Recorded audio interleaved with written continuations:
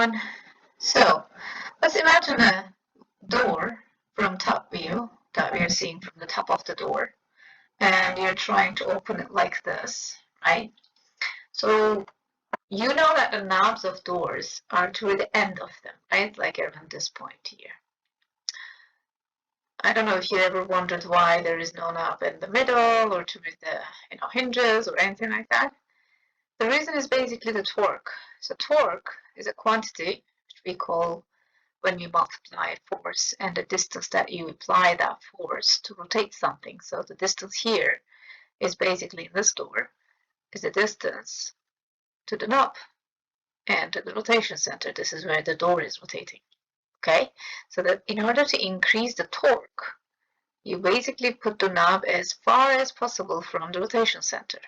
So if you put it halfway, you're basically going to use the half distance because that's where you're applying the force. Therefore, it's going to create less torque. Therefore, it's going to be harder to open the door. So you can experiment this with your own, home doors, whichever the room that you're in. You can try this, like try to push it or pull it in the middle, or then try it with the knob, which is toward the end of the door.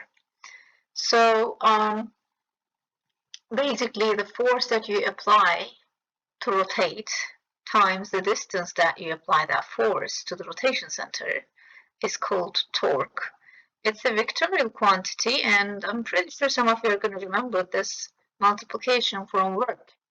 So in the work concept, you were multiplying force and the distance, but in that concept, it was a scalar multiplication. So in physics, we have vectorial multiplication and scalar multiplication. So work was also F times D. However, in this case, the force you apply to, let's say, box to push it like D distance to another location, that was the force. So in this case, force and distance are parallel to each other. So you apply the force toward this direction, and distance that the object moves is in the same direction. So they are parallel. Whereas in the torque concept, we use vectorial multiplication. So torque is a vector. And we're not going to get into details of how the vectorial multiplication works versus the scalar multiplication works, but all I want you to basically realize that work is also given by force times distance, but in the case of work, you're using the distance that the object moves along the line of the force, okay?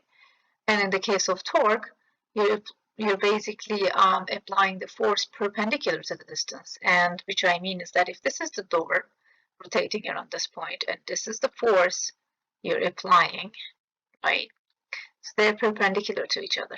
If you try to pull a door like this, where you measure your distance and force are parallel, you're not going to have a torque. Torque is going to be zero for the parallel component of the force. So you basically apply the force perpendicular to the door to create the maximum torque.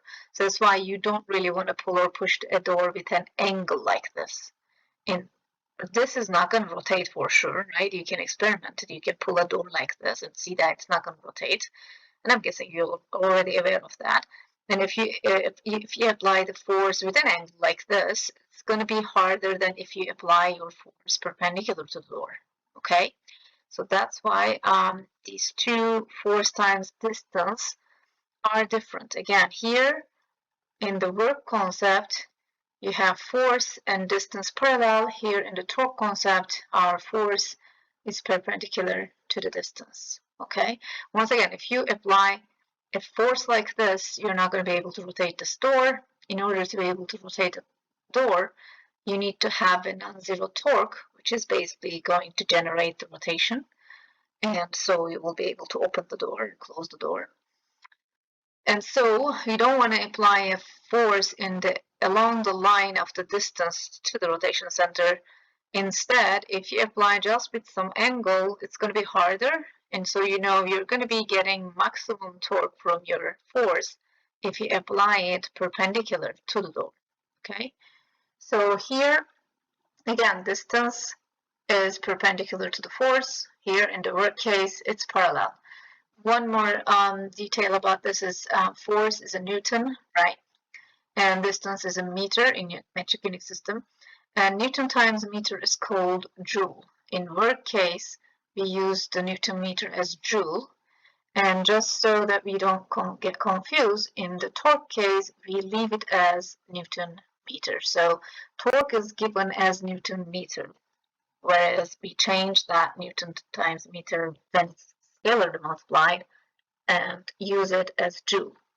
So I hope this clarifies a little bit. If you did realize like these two expressions seem similar, they are, but only because we don't get into details of the mathematical parts of these two different multiplications. So once again, torque is a vector, and that means it has directions. Torque can be positive or negative. Now, once again, if you remember the vectors, like the velocity can be positive or negative, whereas speed cannot.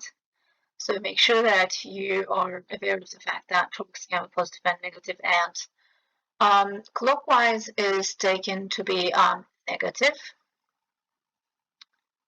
negative torque, whereas counterclockwise rotation is taken to be positive torque. Okay, but that's the convention. It's not that you have to do this, but that's what the convention is. And if it's not mentioned, then probably it's going to be following this notation convention. So if again something is a torque is trying to rotate something in the clockwise direction, it's going to be taken as negative, and if some torque is trying to rotate the object in the counterclockwise direction, it's going to be taken as positive.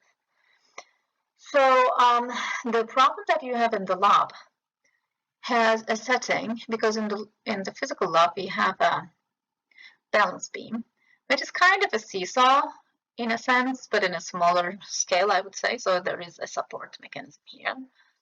This is the support. Let me just put it like this, not like an arrow.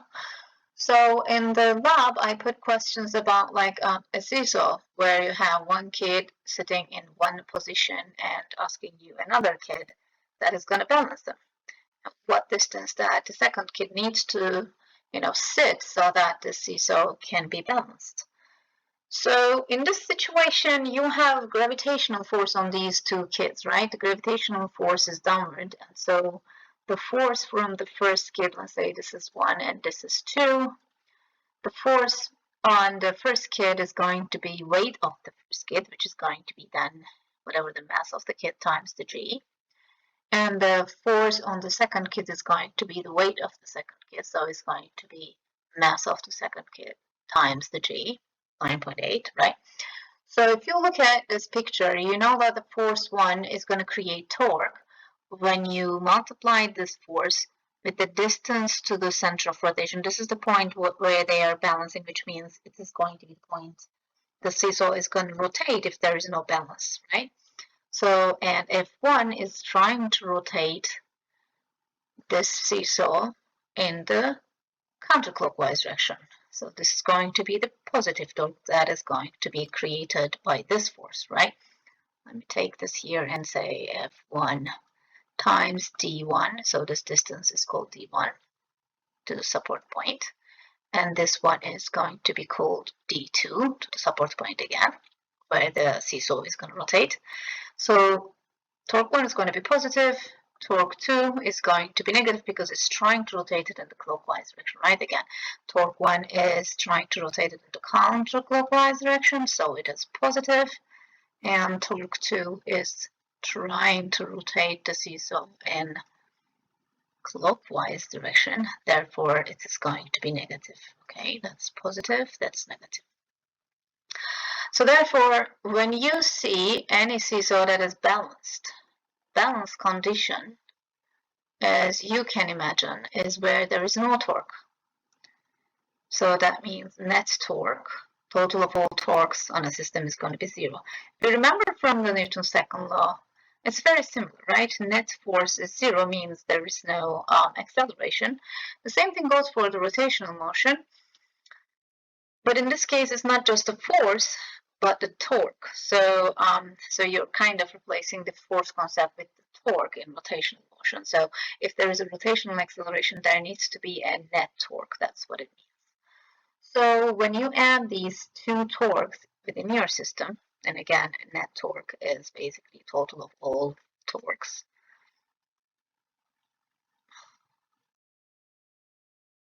Total torque, let's say, is better.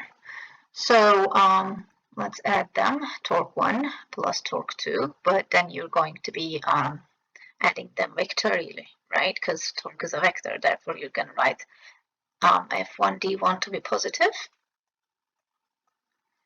and F2 D2 to be negative, okay?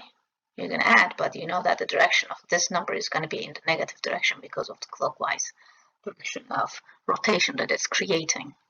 So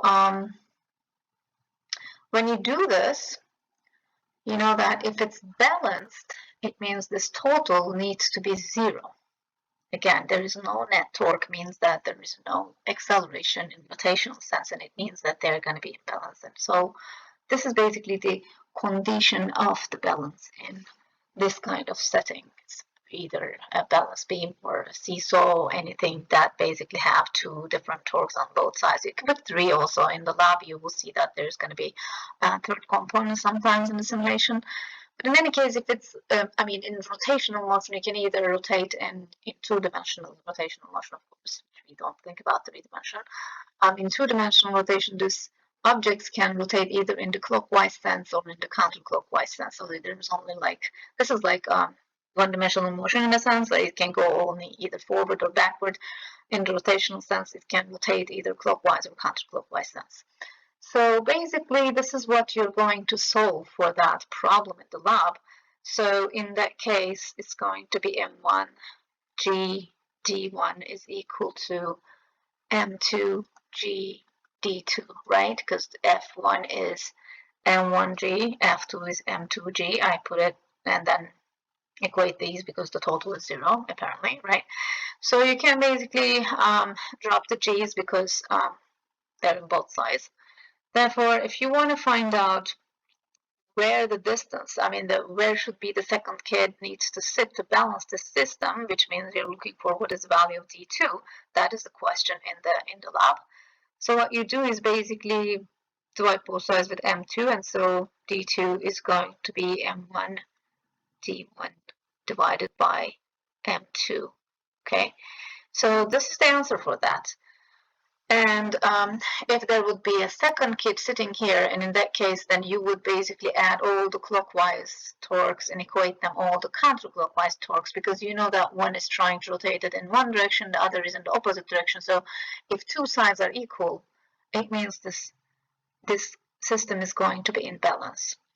So you just substitute your numbers as what is the mass of the first kid, mass of the second kid, and distance where the first kid is sitting, how far from the pivot point or support point. There are different names for this point, but the 2 most common is pivot point or support point. So where it's supported, basically this seesaw.